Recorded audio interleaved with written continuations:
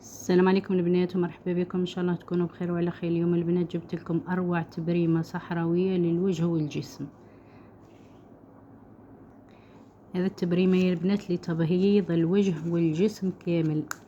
استعملوها لليدين للرجلين تقلع الخلايا الميته وتبيض وتوحد اللون وتقلع التسبغات تاع الشمس والتسبغات القديمه تاع السنين. هذه التبريمه يا البنات راها اروع تبريمه جربتها. نبداو على بركه الله. نستعملوا فيها اول مكون واللي هو القهوه، ومعروف عليها انها تقلع التسبغات ونستعملوها كقوماج للوجه، نقوموا بها الوجه. هذا اول مكون غادي نستعملوا المكون الثاني واللي هو السكر الخشن.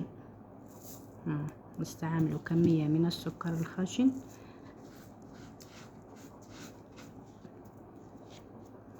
ونستعملوا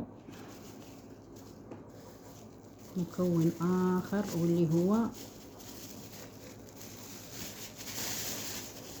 واللي هو النشا معروف عليها التبييض. نستعملوا حتى هي ملعقة كبيرة هكذا. انا نعطي لكم فيه كميه صغيره وانتوما ضاعفوا الكميه باش تديروا كميه كبيره للوجه والجسم. اللي باغي برك للجسم واليدين تقدري تستخدمي كيما راني انا نخدم. ونضيفوا معاها مكون اخر واللي هو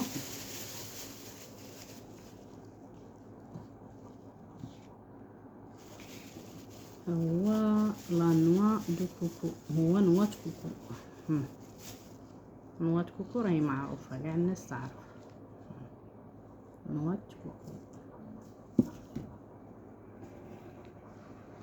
هكذا بهذا الشكل. ونضيفوا معاها مكون اخر واللي هو الرئيسي في هذا الوصفه واللي هو الصابون البلدي. هكذا نخلطوا المكونات كلها مع بعض ونضيفوا لهم مكون اخر اللي يساعدنا باش نصنعوا الخلطه للجسم. خلطوا المكونات هذه كلها مع بعضهم حتى يتجانسوا مليح. ونضيفوا مكون اخر اللي غادي نحلوا به هذه الخلطه واللي هو ماء الورد. نضيفوا معه كميه من ماء الورد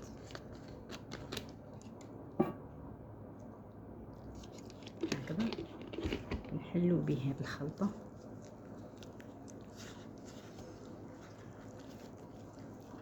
خلطوا بالصبع ولا خلطوا باي حاجه بغي نخلطوا بها، المهم نتحصلوا على الخلطه اللي مستحقه. هكذا نتحصلوا على هذه الخلطه هذه. نستعملوها في الحمام ولا في الدوش ولا كي ندخلوا ندوشو نستعملوها. نديروها على الجسم هكذا بهذا الشكل، ومن بعد الجسم كامل هكذا بهذا الشكل، ونخلوها شويه ومن بعد نشلوها ونبدو نكيسو. غادي تشوفي النتيجة من أول استعمال. اسمها التبريمة الصحراوية هكذا بهذا الشكل. راهي أروع تبريمة جربتها. جربوها يا البنات وردوا لي الخبر. وإن شاء الله تنال إعجابكم. واللي مازال ما اشتركتش في قناتي نتمنى منها الاشتراك، ومرحبا بكم في أي وقت.